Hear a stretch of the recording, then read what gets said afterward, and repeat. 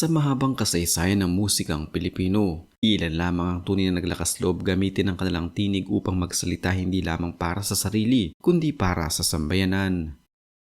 Isa sa kanila si Corita, isang alagad ng sining na ang pangalan ay naging katumbas ng protesta, pagkakakilanlan at pag-ibig sa bayan.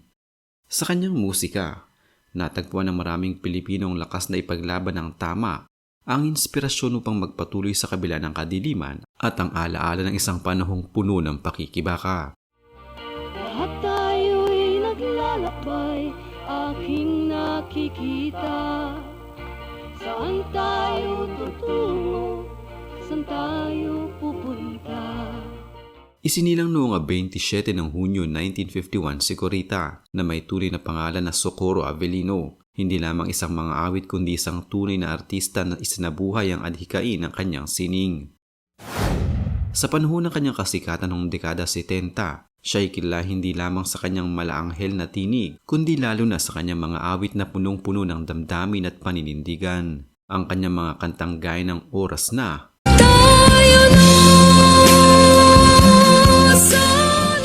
Lolo Jose,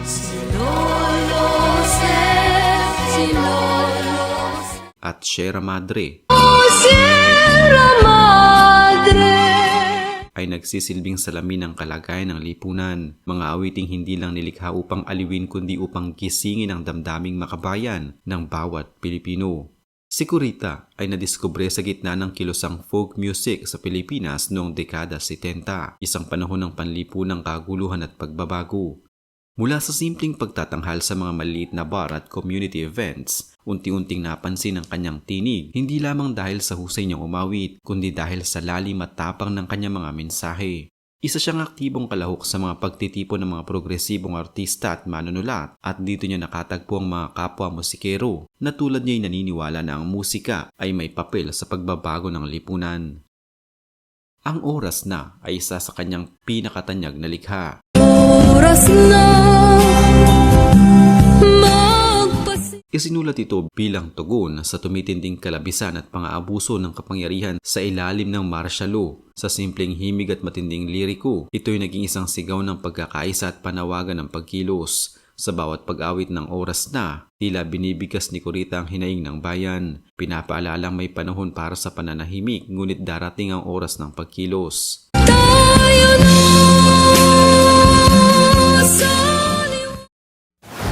Ang Lolo Jose naman ay isang mapanlikhang pagpupugay sa mga matatandang aktivista, isang simbolo ng pagpapatuloy ng laban mula henerasyon sa henerasyon. Sa kantang ito,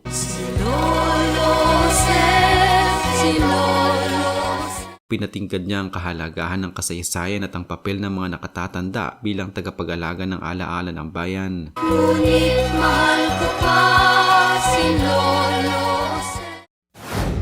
Samantalang ang Sierra Madre, bagamat isang kanta ukol sa kalikasan ay may mas malalim na pahiwatig, isang paalala ng ugnayan ng tao at kalikasan at ang kasakiman ng unti-unting sumisira sa likas na yaman ng bansa. Nakatanggap ako ng sulat mula. Marami ang nagsabing ito ang kanyang pinakamasining na likha sapagkat nagawa niyang pag-ugnayin ng damdaming makabayan, panlipunan at pangkalikasan sa isang musika na parehong magaan at makapangyarihan.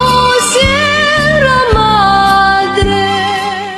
Bukod sa mga ito, tumutulong din si Corita sa pagsusulat at pagbibigay poses sa mga awitin ng iba pang mga progresibong grupo at organisasyon. Madalas siyang anyayahan sa mga rally, forum at cultural night kung saan ginagamit ang sining bilang kasangkapan sa edukasyon at pagkilos. Hindi siya natakot sa banta ng panunupil at patuloy niyang ginamit ang kanyang talento upang magsilbi sa masa. Ngunit sa kabila ng kanyang kontribusyon sa sining at lipunan, hindi naging madali ang kanyang paglalakbay. Noong 2018, isang malaking sunog ang sumira sa kanyang tahanan sa Quezon City. Ang insidenteng ito'y nagdulot ng matinding dagok sa kanyang kalusugan at kabuhayan. Sa kabila ng kanyang mga kontribusyon sa bansa, siya'y namuhay sa katahimikan. Inalalayan ng kanyang partner na si Chito Santos sa Tagaytay. Noong Pebrero 2024, tinamaan siya ng stroke, dahilan upang siya'y maparalisa at mawalan ng kakayahang magsalita. Isang mabigat na kapalaran para sa isang taong ang buhay ay inalay sa musika. Matapos ang stroke, unti-unting humina ang kalusugan ni Corita. Ilang ulit siyang isinugod sa ospital dahil sa mga komplikasyon sa baga at puso at ng pangmatagalang epekto ng stroke. Sa kabila ng kanyang kalagayan, patuloy siyang inalagaan ni Chito Santos pati na rin ang ilang kaibigan sa industriya at nagpaabot ng tulong. Bagamat hindi na siya nakapagsasalita, madalas siyang makikitang nakikinig sa lumang recording ng kanyang mga kanta. Tila muling bumabalik sa mga panahong ang kanyang tinig ay naging tinig ng bayan. Sa kabila ng kanyang mga pagsubok, hindi nakalimutan ni Kurita ang kanyang mga kapwa musikero. Noong Agosto 2024, nagsagawa ng fundraising concert ang mga OPM artists tulad din ng Cookie Chua, Lolita Carbon at Bayang Barrios upang magbigay tulad ng pinansyal para sa kanyang medical na pangailangan. Ang konsyertong awit para kay Kurita ay ginanap sa My Brother's Mustache sa Quezon City. Sa kanyang mga huling buwan, naging limitado ang kanyang galaw. Halos bedridden na siya, ngunit ayon sa mga malapit sa kanya, nanatili siyang may ningning sa mata tuwing naririnig ang tugtugin ng kanyang mga awitin. Ilang volunteer artists at kabataang musikero rin ang dumalaw sa kanya upang magbigay pugay, bit-bit ang kanilang mga gitara at tinig, isang paalala na ang kanyang musika ay buhay na buhay pa rin sa bagong henerasyon. Pumanaw si Kurita noong Setyembre 27, 2024 sa edad na 73. Ngunit hindi rito nagtatapos ang kanyang kwento. Ang kanyang musika ay patuloy na bumabalot sa alaala ng mga Pilipino. Sa kanyang pagpanaw, maraming kapwa musikero at artistang nagbigay pugay sa kanyang ambag sa industriya ng musika at sa bansa. Tinawag siyang tinig ng protesta, isang bansag na hindi basta ibinibigay kundi nakakamit lamang ng mga artistang ginamit ang kanilang sining upang magbigay liwanag sa dilim. Ang buhay ni Kurita ay paalala sa atin na ang sining ay hindi lamang para sa kasiyahan kundi para rin sa paglaban, pagdamay at pag-asa. Sa bawat awit na kanyang inialay, siya ay naging tagapagsalita ng masa, ng mga walang tinig at ng bayan.